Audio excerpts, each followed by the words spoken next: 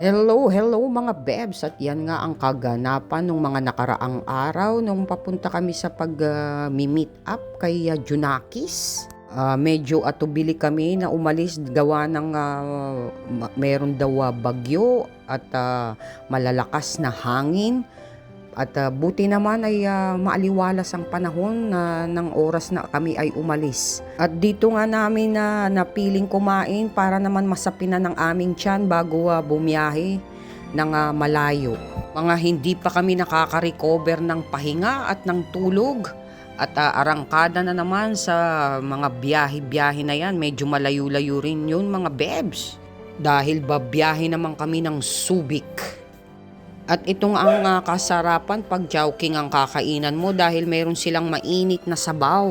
Dahil yan ang gigising sa lutang mong utak at susuntok sa sikmura mong walang kalaman-laman. Dami mong ebas, bebs. So kanina may sumalubong sa aking pusa. Akalain mo dito sa gasoline station mayroon din pusa. Kaya naman bibigyan ko sila dahil inaabangan nila ako mga bebs. Oh. Hindi ko alam sa dami ng tao bakit ako yung nilapitan. Malakas talaga ang apil ko sa kahayupan. Kaya naman dali-daling nagpiesta itong mag-ina.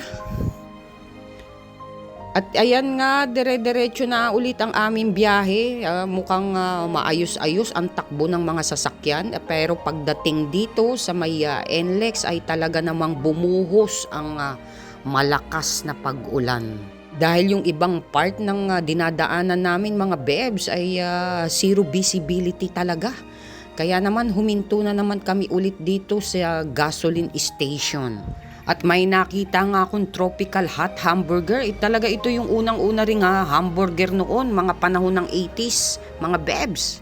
Pero alam nyo, never ko pang natikman yung burger dyan. Kaya naman naging interesado ako at gusto kong matikman ano ba ang lasa ng burger ng tropical hot.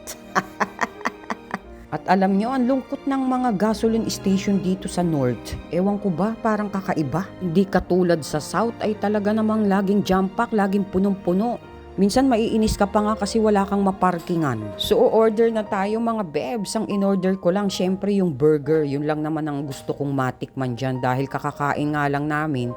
At gusto ko lang malasahan ano bang klase ng burger nila dyan.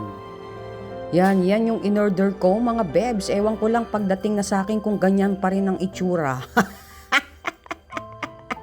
Ay syempre diba iba yung sa advertise, iba yung sa personal.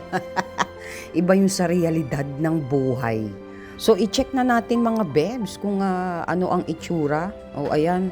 Cheeseburger lang naman yung in-order ko, hindi yung may kasamang gulay. So, wag na tayong mag-expect dun sa picture. Gusto ko lang kung malasahan kung gaano ka-juicy ang kanilang patties. At talaga namang masarap mga bebs. Parang ayoko na ngang mamigay. Dahil dalawa lang ang binili ko, isa sa anak ko at isa sa aming mag-asawa, hati na kaming dalawa doon. Pero parang ayoko nang iabot. Ang rating niya para sa akin ay goods na goods mga beb. Napakasarap at napaka-juicy. Ang presyo niya is 100 plus para dun sa cheeseburger. At eto na nga ang sinasabi ko sa inyo. Ang zero visibility na pagtakbo. Kita mo yung mga truck na yan, nagsihintuan sa gilid mga bebs. Pero kami atapang na tao, dire-diretso. At na-reach na nga namin ang aming destination. Ang hotel na yan ay yung Marriott Hotel, mga bebs. So, social, ang ganda, diba? Pero punong-puno din yung parking. At eto na nga, nakapasok na kami sa loob ng hotel.